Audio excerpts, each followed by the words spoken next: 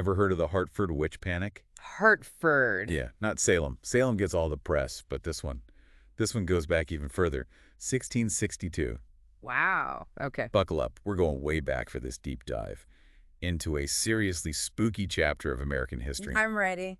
We're using America's first witch trials, the Hartford Witch Panic of 1662, to guide us. And let me tell you, it is packed with some wild stuff. I bet 1662, that's what, colonial America? Oh yeah, full-on Puritan communities. Yeah. Imagine a world where, like, every bad thing that happened was a sign of the devil. Yikes. So, like, a bad harvest would mean witches. You got it. Yeah. And it wasn't just whispers and rumors, it was ingrained in their entire worldview. Right. I mean, for the Puritans, religion wasn't just a Sunday thing. It was their law, their government, their everything. So when this young girl, Elizabeth Kelly, starts claiming she's being tormented by, like, unseen forces, well, you can imagine the chaos. Oh, I bet. Everyone's looking over their shoulder. Who's the witch? And that brings us to our first victim, so to speak, of this panic. Rebecca and Nathaniel Greensmith. A seemingly ordinary couple who got swept up in this whole mess. So, what happened to them? Well, this is where it gets truly disturbing. They used something called, get this, spectral evidence in court. Spectral evidence. Basically, imagine a court where your dreams could be used against you.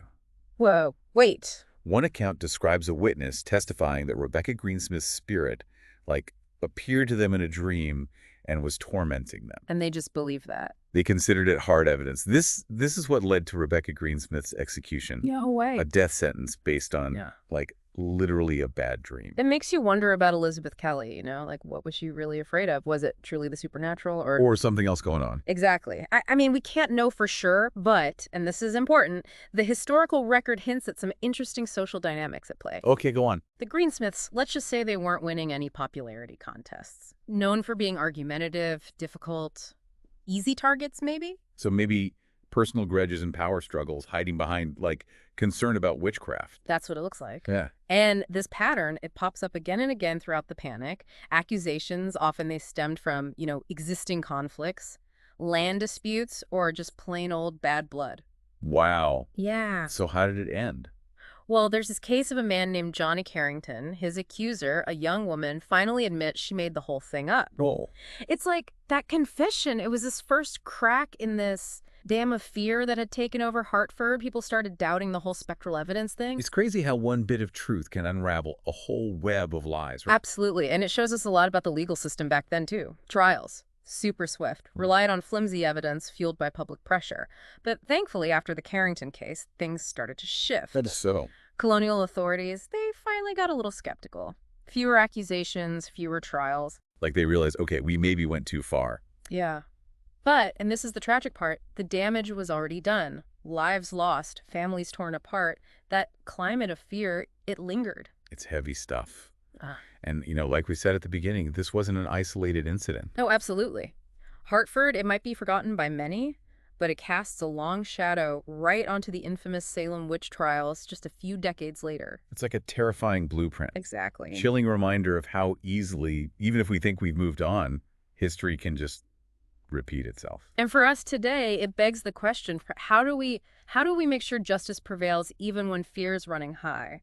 How do we protect the innocent from becoming scapegoats? Big questions, but important ones. Especially nowadays. We may not be dealing with accusations of witchcraft now, Oh.